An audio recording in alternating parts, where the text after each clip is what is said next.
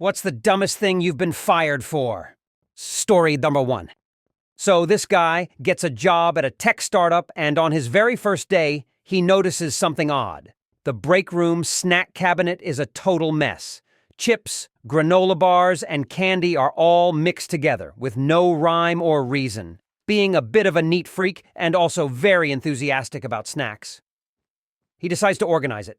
He color codes the snacks, labels the shelves, even adds a take one, share one jar. He thought it was a masterpiece, like snack feng shui. But apparently the snack organization was a big deal to the office manager, who had her own system. Random chaos, basically. She felt so threatened by his snack takeover that she reported him to HR. They called him in, saying he'd overstepped his responsibilities by reorganizing the snack cabinet. It shows a lack of respect for team boundaries, they said, and just like that, fired over a bunch of granola bars. When he told his friends why he got fired, they couldn't stop laughing. Story number 2. I'm a natural redhead. My hair is naturally really curly and frizzy. The amount of times I've been in trouble for my unprofessional hair is ridiculous. I can't help it if it frizzes, even if I straighten it. If it gets wet in any way, whether it's via rain, sweat, stream, moisture in the air, it's gonna frizz and go upwards. I couldn't wear my hair straight in Japan at all because of the humidity.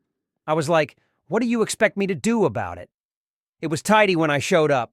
The thing is, if I show up with my hair curly and full of product after a wash, they get upset that it's curly and you can see the product. I cannot spend 2+ hours a day doing an oil wash, washing, letting it dry naturally, and straightening my hair. There just isn't the time for that, and my ADHD will mean I will only start the process at stupid o'clock at night so I won't get any sleep. Story number 3. I worked in logistics. We were the overnight crew who basically took care of all the backorder stuff, and oopsies, where did the shipping label come from? Should I have already shipped to that out? Problems and stuff. Basically, the day shift dropped all their whatever the fuck this is shit on us, and it was our duty to figure it out. There were 3 other young women besides myself. Our boss was a young gentleman. Every weekend they would go out drinking and partying together. I politely declined. After a couple of months of this, my boss approached me directly and pretty much tried to strong-arm me into going and try to belittle me and degrade me for wanting to just go home after work. Long story short, I found out all 3 of the other women weren't just partying with him. They were fucking him. And he wanted me to do the same. I refused and left quickly. I did not yell at him or anything else. I was going to report him in the morning, but HR wasn't open.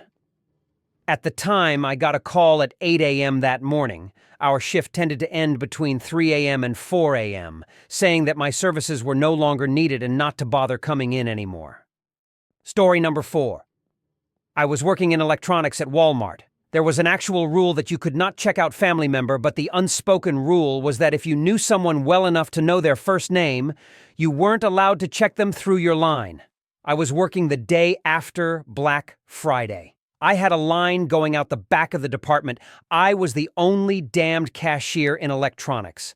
A friend of my mother's was, apparently, in my line. I had already started scanning items when I looked up and realized it was someone I knew. She didn't even have any freaking electronics.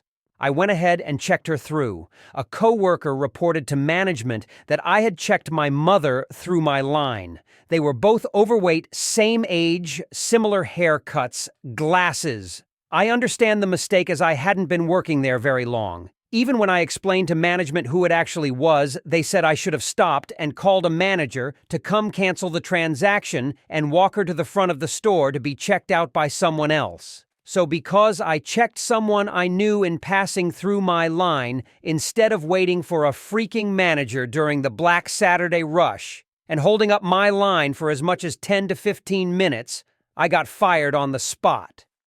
Story number 5. I got fired for quitting once. I worked in a shop that modified laptops. People wanted the latest Asus laptops, but with special thermal paste or a faster processor or whatever, so we'd swap parts out and do whatever the customer asked, and then put it all back together. This was okay. gig for me. It wasn't in my wheelhouse, but it was different from the crap jobs I'd taken before, and so I stuck with it for as long as I could. Until one day, there was a particularly tricky modification required of one laptop. Tricky enough that 3 different people, including myself, ended up doing different things to the laptop. Typically, if there was some kind of mod needed that only the owner was comfortable doing, they were the only one to handle the whole computer.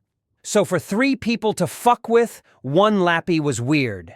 Somehow in the kerfuffle of passing the thing around the office, the i9 went missing. Instantly, the blame falls entirely to me. I scour my workstation and tear everything apart. The chip isn't there. I try to point out that 3 fucking people touched the thing, but the owner insisted they didn't lose it, and the other guy had been working there too long to make that kind of mistake.